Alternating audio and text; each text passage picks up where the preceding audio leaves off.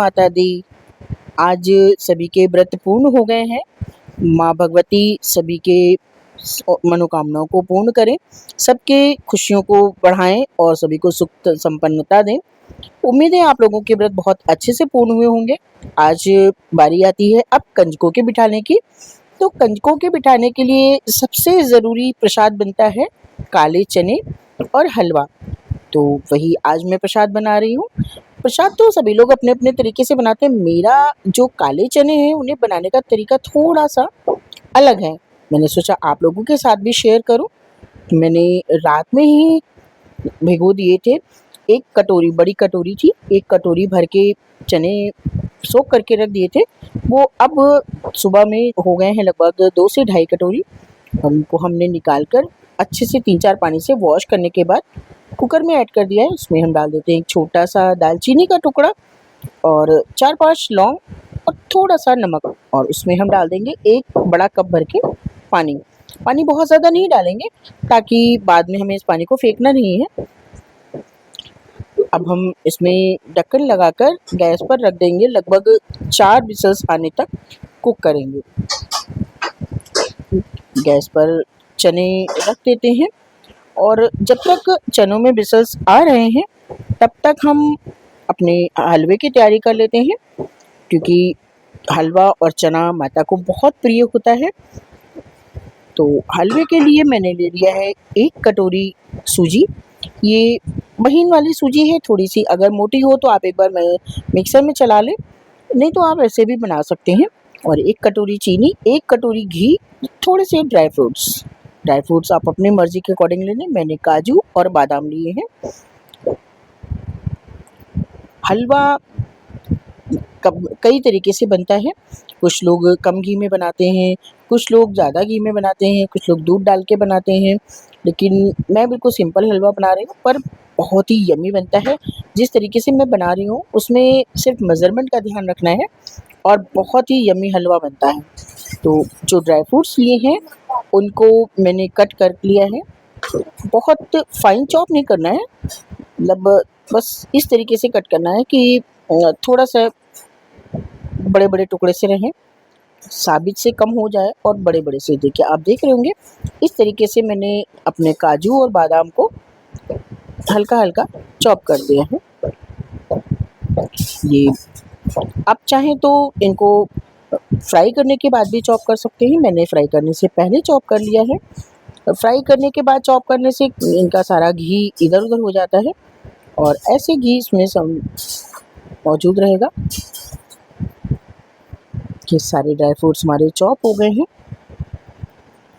इनको इकट्ठा करके रख देते हैं एक जगह पर। इधर कुकर चेक कर लिया है, 4 विसल्स होने के बाद प्रेशर निकल आया है। अब देखिए चने बहुत अच्छे से बॉयल हो गए हैं। ये चने इतना पानी जो था वो थोड़ा-सा रह गया है, बहुत ज़्यादा नहीं सोक किया है, लेकिन बस लगभग काफ़ी पानी सोक हो गया है और चने एकदम देखिए सॉफ्ट हो गए हैं, बहुत बढ़िया से चने पक गए हैं। अब इन चनों को हम रख देते हैं साइड में। थोड़ा-सा पानी देखिए बचा हुआ है, लेकिन ये अभी हम जब इनको दोबारा से छौंक लगाएँगे तब ये पानी सूख जाएगा।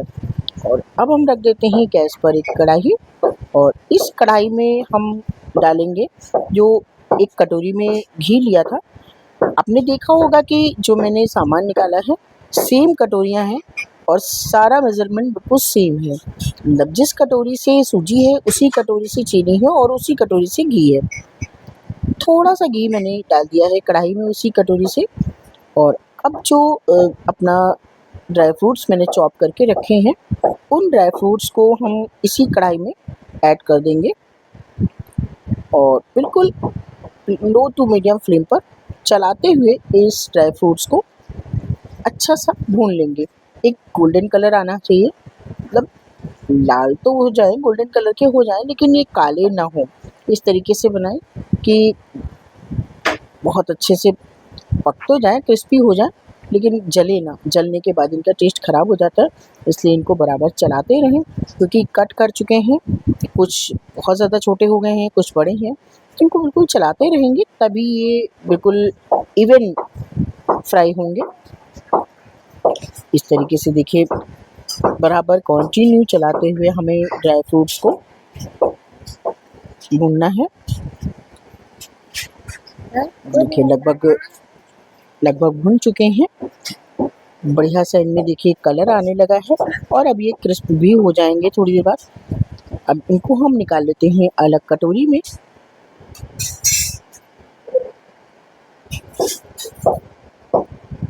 इस तरीके से सारे, ध्यान रखें कढ़ाई में ड्राई फ्रूट बचने नहीं चाहिए, बिल्कुल सारे के सारे निकाल लें, क्योंकि अगर बच जाएंगे तो वो जब हम सूजी भूनेंगे तो वो जल जाएंगे, इसलिए वो जले ना। तो इनको हम ध्यान से पूरे के पूरे ड्राई फ्रूट्स निकाल लेते हैं कटोरी में। आप चाहें तो इनको तड़का पैन में अलग से भी फ्राई कर सकते हैं। अब सेम कढ़ाई में मैंने जो सूजी ली थी कटोरी वो ऐड कर दी है और अब हम इसको लो टू मीडियम फ्लेम पर ही भूनेंगे। बस 1 मिनट गरम कढ़ाई में सूजी को अच्छे से चला लेते हैं। मतलब 1 मिनट ही नहीं भूनना है, भूनना तो काफ़ी देर तक है, लेकिन अभी मैंने कोई घी नहीं डाला है। जितना घी बचा हुआ था ड्राई फ्रूट्स का, उसी घी में सूजी को बस हल्का सा चला लेते हैं और चलाने के बाद फिर अब जो घी लिया था उसमें से आधे से कुछ ज़्यादा घी सूजी में ऐड कर देंगे और अब हम इस सूजी को लगातार चलाते हुए, बिल्कुल लो टू मीडियम फ्लेम पर लगातार चलाते हुए अच्छा सा एक गोल्डन कलर आने तक भून लेंगे।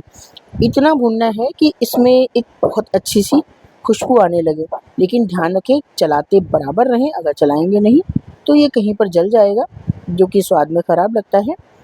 और इस तरीके से बराबर चलाते हुए हम सूजी को एक बढ़िया सा कलर आने में, तब बादामी सा कलर आ जाएगा, बहुत अच्छी सी खुशबू आने लगेगी, तब तक हम इसको बराबर चलाते हुए भूनते रहेंगे। और इसके साथ जब तक सूजी भून रही है तब तक हमने दूसरी गैस पर रख दिया है चाशनी। चाशनी जो बनानी है वो मुझे कोई तार की नहीं बनानी है, बस चीनी घुलने तक ही चाशनी बनानी है। तो जिस कटोरी से सूजी ली थी उसी कटोरी से हम पानी ले लेते हैं 3 कटोरी। ये रही 3 कटोरी पानी हो गया। अब हम बीच बीच में देखिए सूजी को अपनी चलाते रहेंगे, नहीं तो सूजी जलने लगती है। गैस की फ्लेम को बिल्कुल लो रखेंगे, बिल्कुल भी तेज़ नहीं होने देंगे। भाई प्रसाद बना रहे हैं, माता रानी के लिए प्रसाद बना रहे हैं।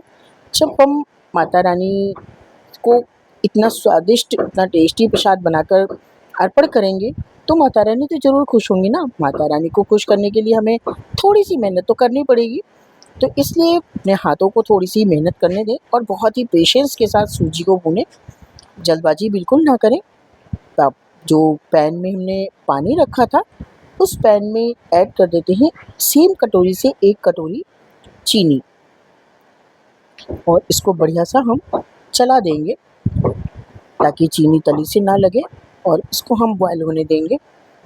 कोई हमें 1 तार की चाशनी या 2 तार की चाशनी नहीं बनानी, ना ही कोई चिपचिपा सिरप बनाना, बस चीनी घुलने तक ही हमें इसको बॉयल करना है। बेटा देखिए सूजी में भी बहुत अच्छा सा कलर आने लगा है, हल्का हल्का सा, लेकिन बराबर लगातार चलाते हुए अभी थोड़ा सा इसको और कलर लाएंगे। अभी ये जब चाशनी इसमें पड़ जाएगी तो इसका कलर एकदम लाइट हो जाएगा, इसलिए थोड़ा सा और कलर इस तरीके से चलाते हुए रहेंगे, बराबर चलाते रहेंगे।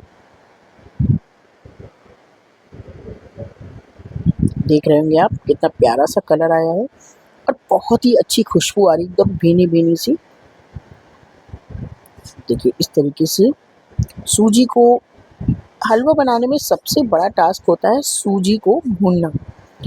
सूजी भूनने में अगर जरा सी भी जल्दबाजी हो जाए तो हलवे का सारा टेस्ट ख़राब हो जाता है। हलवा बनाने का सबसे बढ़िया जो तरीका है वो एक सूजी को अच्छे से भूनना।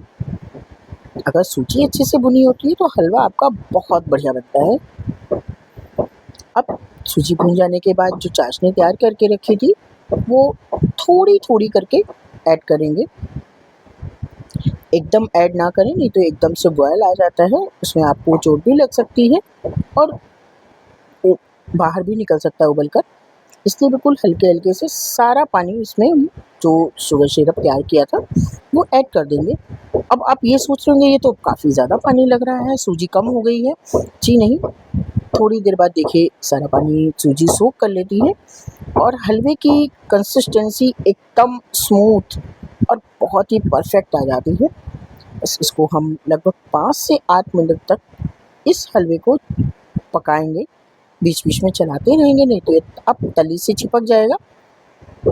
हलवे में सबसे ज़्यादा ज़रूरी चीज़ है हाथों की मशक्क़त, यानी हाथों से कंटिन्यू उसको चलाते ही रहना है। देखिए हलवा रेडी हो गया है।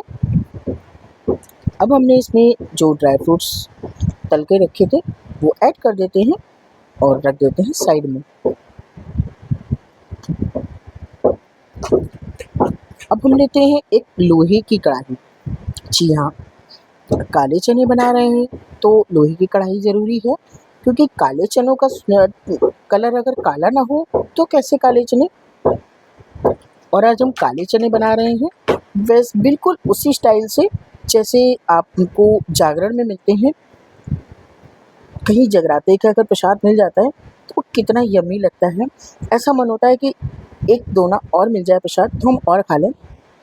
हम लोग तो अपने बच्चों को साथ में लेकर जाते हैं और सोचते हैं कि शायद थोड़ा सा ज़्यादा मिल जाएगा। एक अजीब सा ही स्वाद होता है जागरण के प्रसाद में।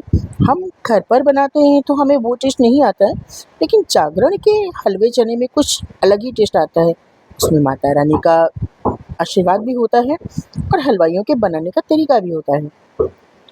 आज सेम हलवाइयों के तरीके से ही हम काले चने बना रहे हैं। हलवा आपने देख लिया है, हलवा तो मैंने बना ही लिया है। अब जो काले चने बना रहे हैं उसके लिए कढ़ाई में हम डाल देते हैं थोड़ा सा तेल,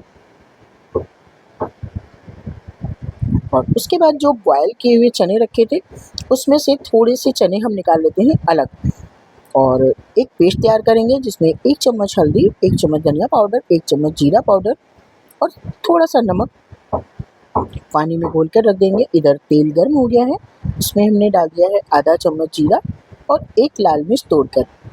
आप यहाँ पर चाहें तो हरी मिर्च भी काट सकते हैं, लेकिन बच्चे बाहर से आएंगे वो मिर्च नहीं पसंद करते हैं, इसलिए मैंने मिर्च नहीं डाला है। अब ये अच्छे से जीरा चटक जाएगा, जब ये तड़का अच्छे से क्रैकल होने लगेगा, जो पेस्ट घोल करके रखा था उस पेस्ट को हम इसी तेल में ऐड कर देते हैं, यानी जीरा वाले तड़के में ऐड कर देते हैं और इसको भुनने देंगे। जब तक मसाला भुन रहा है तब तक हम जो चने अलग निकाल के रखे थे उन चनों को हम पोटैटो मैशर से बढ़िया सा मैश कर देंगे, मतलब बहुत अच्छे से मैश करना है। आप चाहें तो उसको मिक्सर में भी दरदरा पीस सकते हैं, लेकिन पोटैटो मैशर से मैंने मैश किया है। इनको बढ़िया सा एकदम दरदरा पेस्ट बनाना है, और इधर जो मसाला पक रहा है उसको चलाते हुए हम मसाले को पकाते रहेंगे। और ये देखिए चने बहुत अच्छे से पक गए हैं, पिस गए हैं, और ये मसाला भी हमारा पक गया है, हल्के से ऑयल रिलीज़ हो गया है। कोई भी चीज़ बनाते हैं तो सबसे ज़रूरी ध्यान रखने वाली बात होती है उसकी भुनाई। जैसे कि मसाला है, मसाले को अगर हम थोड़ा सा भी कच्चा छोड़ देंगे तो चीज़ का टेस्ट एकदम ख़राब हो जाता है। अब जो मसाला भुन गया है उसमें हम ऐड कर देते हैं अपने पिसे हुए चने। जो चने निकाल कर रखे थे उनको हमने उस मसाले में ऐड कर दिया है, और थोड़ी देर चलाने के बाद जो चने कुकर में रखे थे पानी सहित हम उसमें ऐड कर देंगे। इनका पानी निकालना नहीं है, पानी सहित ही करेंगे, क्योंकि पानी में बहुत अच्छा सा फ्लेवर आ चुका है चने का। अगर पानी निकाल देंगे तो चने फीके फीके से बनेंगे, इसलिए इन पानी को हमें इसी कढ़ाई में डालकर सोक कराना है, ताकि जो पानी के अंदर सारा टेस्ट आया है चने का वो चने में वापस चला जाए। और बीच बीच में चलाते हुए हम इन चनों को सूखने देंगे। देखिए चने एकदम ड्राई हो चुके हैं, कलर भी इनका एकदम डार्क हो गया है, काला रंग आ गया है। लोहे की कढ़ाई ने अपना कलर चनों को दे दिया है। और कितने प्यारे लग रहे हैं देखने में, कितने सुंदर लग रहे हैं देखने में। बिल्कुल लग रहे हैं ना हलवाई स्टाइल के काले चने। और यकीन मानिए आप ऐसे चने बनाकर देखें और खाएं, बहुत ही टेस्टी लगते हैं। इनमें कोई भी मसाला या कोई भी प्याज व्याज कुछ नहीं पड़ा है, कोई भी चना मसाला नहीं पड़ा है, कोई छोले मसाला नहीं पड़ा है। बिल्कुल सिंपल तरीके से, लेकिन खाने में बहुत ही डिलीशियस। अगर आप ऐसे हलवे चने का भोग प्रसाद लगाएंगे माता रानी को, तो माता रानी बहुत ही जल्दी प्रसन्न होने वाली हैं और कंजके तो बहुत ही खुश हो जाएंगी, बहुत ही मन से आपका दिया हुआ प्रसाद खाएंगे। ये लीजिए, रेडी हो गया है हमारा हलवे चने का प्रसाद। अभी कंजकियों के आने में टाइम है, क्योंकि आज कंजके बहुत बिजी होती हैं। ये देखिए, अब हम लगा देते हैं अपने भगवान जी को वो। ये रहा हमारा हलवा चना, और अब हम ले चलते हैं इसको भगवान जी के पास मंदिर में भोग लगाने के लिए। जब तक मैं भोग लगाने नहीं जा रही हूँ, तब तक आप लोग फटाफट एक कमेंट करके बताएं कि आप लोग काले चने कैसे बनाते हैं, आपके काले चने बनाने का क्या तरीका है, और मेरा जो तरीका है, मेरी जो रेसिपी है, आपको कैसी लगी। अगर थोड़ी सी भी रेसिपी पसंद आई हो तो एक लाइक करें, शेयर करें, और नए हो तो चैनल को सब्सक्राइब करें। जय माता दी।